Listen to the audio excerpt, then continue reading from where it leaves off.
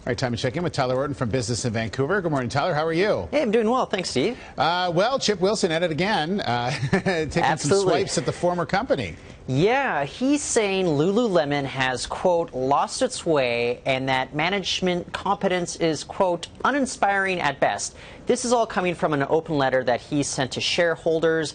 This comes ahead of an annual meeting that's being held today with all the shareholders. Now, recall 2 years ago, he was leveling similar criticisms against the company that he founded based here in Vancouver.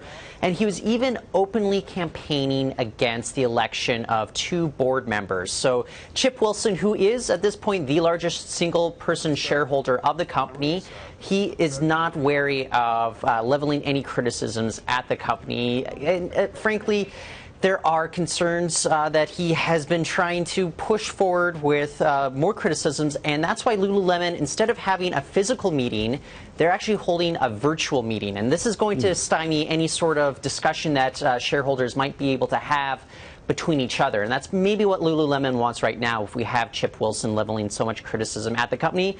Lululemon, they've come out and they said that they find that management right now is great. They don't have any concerns. Shocking.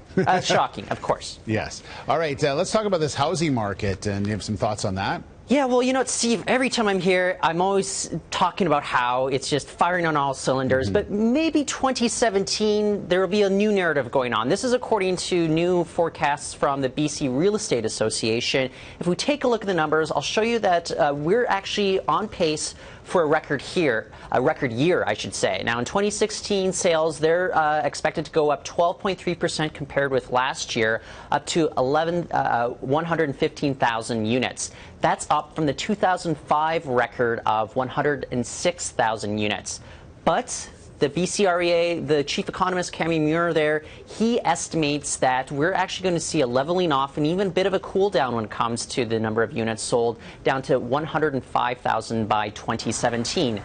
What they're getting at, though, is that this is really just a supply and demand issue. Of course, we always hear that there's other factors going on with this white-hot real estate markets, but Cammy Muir, he's standing by the fact that it's supply and demand. So he estimates that going forward in the next year, we right now have housing construction starts pegged at 38,000 new starts going forward in 2016. But by next year, that's going to edge down as well. So there'll be fewer housing starts, just dictating the lowering amount of demand for it. That's going to go down to about 34,000 housing starts beginning next year. So I may have a different story to tell a year from now when we're chatting about this, but we'll have to wait and see. Okay, Steve? All right, we'll look forward to it. Okay, thanks, Tyler. Good to talk to you. You too. Thanks. If you want some more details from Tyler, go to BIV.com.